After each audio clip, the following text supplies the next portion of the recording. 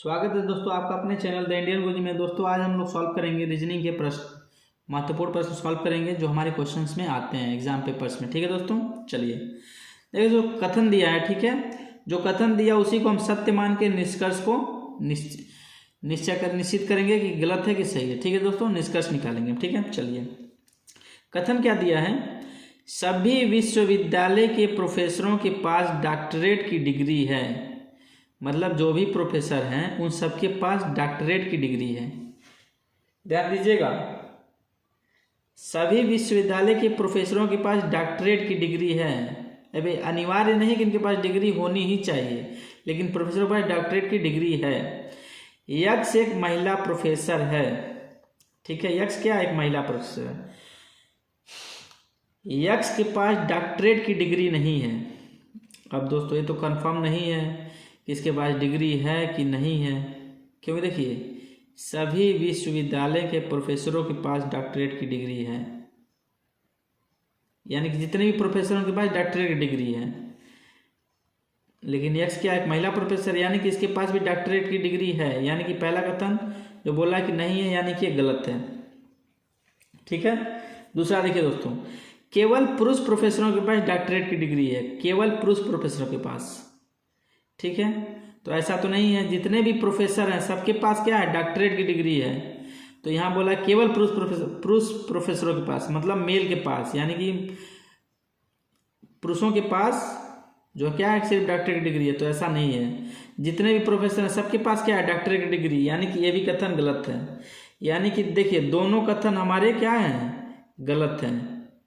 न तो एक न ही दो अनुसरण करते, यानी कि तीसरा जो ऑप्शन हमारा है सही है। समझ रहे हैं तो बच्चों, देखिए दोस्तों समझिए, यक्स के पास डॉक्टरेट की डिग्री नहीं है, यहाँ बोला है ना। अब यक्स क्या है, महिला प्रोफेसर है। अब बोला क्या है, जितने भी प्रोफेसर उनके पास क्या है डॉक्टरेट की डिग्री है, यानी कि यक्स के पास भी डॉक्टरेट की डिग्री है। यहाँ बोला है यक्स के पास डॉक्टरेट की डिग्री नहीं है, यानी कि गलत हो गया ऑप्शन। अब बोला केवल पुरुष प्रोफेसर के पास डॉक्टरेट की डिग्री है, तो ये भी गलत है, क्योंकि यहाँ ना पुरुष का नाम लिया ना महिला का नाम लिया। पहले हम देखिए सिर्फ प्रोफेसर का नाम लिया है, तो जो भी प्रोफेसर होंगे चाहे महिला होंगे चाहे पुरुष होंगे उनके पास क्या होगी, डॉक्टरेट की डिग्री होगी। ठीक है दोस्तों, चलिए दूसरा क्वेश्चन करते हैं दोस्तों इसी पे। देखिए दोस्तों क्या दिया है, ये भी थोड़ा इंटरेस्टिंग क्वेश्चन है, इसको थोड़ा ध्यान से करना पड़ेगा नहीं तो आप गलत कर देंगे। चलिए देखिए, नीचे दी गई श्रृंखला में संख्याओं का एक क्रम है, गलत संयोजन को पहचाने। ठीक है, इसमें से जो गलत है उसको हमको क्या करना है, पहचानना है। अब देखिए दोस्तों, एक के बाद 8 आ गया, फिर 3 आ गया, फिर 6 आ गया, फिर 5, फिर 4, फिर 6। अब देखिए दोस्तों, एक के बाद हम क्या करेंगे, 7 जोड़ेंगे तो 8 आ जाएगा, 5 घटाएंगे तो 3 आ जाएगा, फिर 3 जोड़ेंगे तो 6 आ जाएगा, फिर 1 घटाएंगे तो 5 आ जाएगा, फिर 1 घटाएंगे तो 4 आ जाएगा, फिर 2 जोड़ेंगे तो 6 आ जाएगा। तो ऐसा तो मुश्किल थोड़ा लग रहा है दोस्तों, ऐसे नहीं हो पाएगा ना। यानी कि देखिए दोस्तों, 1, 8, 3, 6, 5, 4, 6, 1, 2, 3, 4, 5, 6, 7, 1, 2, 3, 4, 5, 6, 7, 7 नंबर हमारे हैं। ठीक है, चलिए 1 से हम 3 गए, 2 जोड़े, 8 से हम 6 गए, 2 घटाए, ध्यान रखिएगा इस चीज़ को। फिर 3 से 5 गए, फिर 2 जोड़े, फिर 6 से 4 गए, 2 घटाए, फिर 5 से 6 गए, 1 जोड़े, 1 जोड़े देखिएगा दोस्तों, 2 जोड़े हैं तो 2 घटाएं, 2 जोड़े हैं तो 2 घटाएं, 1 जोड़ेंगे तो कितना घटाएंगे, अब बता दीजिए आप। 1 घटाएंगे तो कितना आ जाएगा, 3 आ जाएगा, 3 आ जाएगा दोस्तों। लेकिन दोस्तों क्या दिया है, गलत संयोजन को पहचाने। नीचे दी गई श्रृंखला में से संख्याओं का एक क्रम गलत है, संयोजन को पहचाने, यानी कि हमें करना ही नहीं है, इससे हमें कोई मतलब ही नहीं है। ऊपर +2 जुड़ रहा है ना, तो +2 ही जुड़ेंगे, तो 5 में 2 जोड़ेंगे तो क्या आएगा, 7 आएगा। तो 7 आना चाहिए 6 की जगह पे, लेकिन क्या है 6 आया, यानी कि हमारा ये क्या है गलत हो जाएगा। 6 नहीं होना चाहिए, 7 होना चाहिए। 2 जोड़ेंगे दोस्तों, ठीक है, ध्यान रखिएगा। बानाम बह के 3 मत यहाँ लगा दीजिएगा। यहाँ बोला है गलत संयोजन, गलत को हमें पहचानना है, तो गलत क्या है, 6 है यहाँ पे। ठीक है दोस्तों, ये वाला 6, ठीक है। देखिए यहाँ तो तक तो ठीक है, 1 से क्या हुआ 3 गए, 3 से 5 गए, 5 से फिर 7 जाएंगे दोस्तों, ठीक है। अब दोस्तों बोलेंगे यहाँ तो 2 6 है, ठीक है। तो हमारा क्या है यहाँ पे कंफर्म है कि 6 ही हमारा गलत है, ठीक है दोस्तों, और कोई अंक नहीं है, तो 6।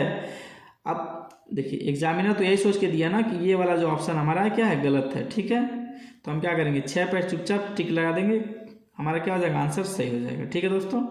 या फिर एक बार और चेक कर लेते हैं, जैसे आपका जो कहना है, देखिए 3 एक बार आया तो चलिए 3 भी मान लीजिए गलत हो सकता है, 4 भी एक बार आया 4 भी गलत हो सकता है, 8 एक बार आया 8 भी एक गलत हो सकता है, मान लेते हैं, ठीक है। चलिए अब चेक कर ही लेते हैं, फिर इसको भी चेक कर लेते हैं। देखिए दोस्तों इसको फिर से यहाँ लिख लीजिए, 1 8 3 6 5 4 6, 1 से 8 गए प्लस 7 जोड़े, -5 हो गया, -3 हो गया, -1 हो गया, -1 हो गया, +2 हो गया, ठीक है दोस्तों। अब देखिए यहाँ 2 बार -1 हुआ है, यहाँ पे -3, यहाँ -5, यहाँ +7, तो कहीं कोई कॉम्बिनेशन इसमें नहीं बन रहा है दोस्तों। देखिए कहीं कोई कॉम्बिनेशन बन रहा है क्या, नहीं बन रहा है। यहाँ 7 जुड़ गया, फिर 5 घट गया, फिर यहाँ +3 हुआ है, +3 हुआ है, 3 से 6 गए हैं ना, 3 से 6 गए हैं, यहाँ माइनस फिर हुआ है, फिर यहाँ माइनस हुआ, फिर यहाँ प्लस हुआ है, यानी 2 बार यहाँ माइनस हो गया, एक बार माइनस एक बार प्लस, तो यहाँ थोड़ा सा मिस्टेक है दोस्तों, ठीक है। यानी कि ये सीरीज़ तो नहीं बन पाएगी। अब दूसरा सीरीज़ देखते हैं दोस्तों। दूसरी सीरीज़ क्या बनती है, 1 से 3 जाएंगे, 3 से 5 जाएंगे, 5 से 7 जाएंगे, 8 से 6 गए, 6 से 4 गए, 4 से फिर 2 जाएंगे, यानी कि दोस्तों यही हमारा ऑप्शन बन रहा है, ठीक है। 6 पे टिक लगा दीजिए, भले ही 2 बार आए उससे कोई फर्क नहीं पड़ता हमें, इसमें 6 जो एग्जामिनर्स खुद समझदार है वो इसी ऑप्शन को देने के लिए ही टिक लगाए, इस ऑप्शन को दिया, ठीक है दोस्तों। चलिए नेक्स्ट क्वेश्चन करते हैं दोस्तों। दूसरा क्वेश्चन देखिए दोस्तों, कभी कभी क्या होता है ना, ऑप्शन को उलझाने के लिए देते हैं, ठीक है, तो उसमें कंफ्यूज मत होइएगा, आप अपने तर्क से करिएगा, तर्क से आपका सही आंसर आएगा, ठीक है। परेशान होने की जरूरत नहीं होगी उसमें कि 2 6 है तो कौन सा लगाएंगे, आप 6 पे टिक लगा दीजिए, बात खत्म। वो खुद एग्जामिनर जो दिया है ना, क्वेश्चन बनाया, वो पहले ही उसका आंसर तय होता है कि यही आंसर हो गया, यही कॉन्सेप्ट हमने सोच के लगाया, ठीक है, तो उसमें कोई दिक्कत नहीं है। चलिए क्वेश्चन देखते हैं। कथन क्या दिया है, सभी बास्केटबॉल खिलाड़ी लंबे हैं। देखिए जितने भी बास्केटबॉल खिलाड़ी क्या हैं, वो लंबे हैं।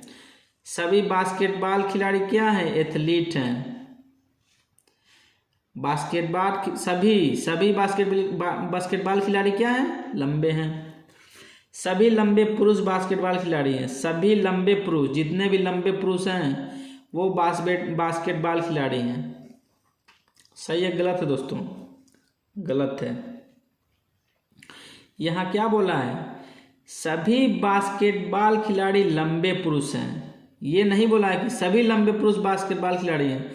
सभी जितने भी बास्केटबॉल खेलने वाले खिलाड़ी हैं क्या, लंबे पुरुष हैं। लेकिन ये थोड़ी होगा कि जितने भी लंबे पुरुष हैं वो बास्केटबॉल, कोई मान ली क्रिकेट खेलता है, कुछ और खेलता होगा।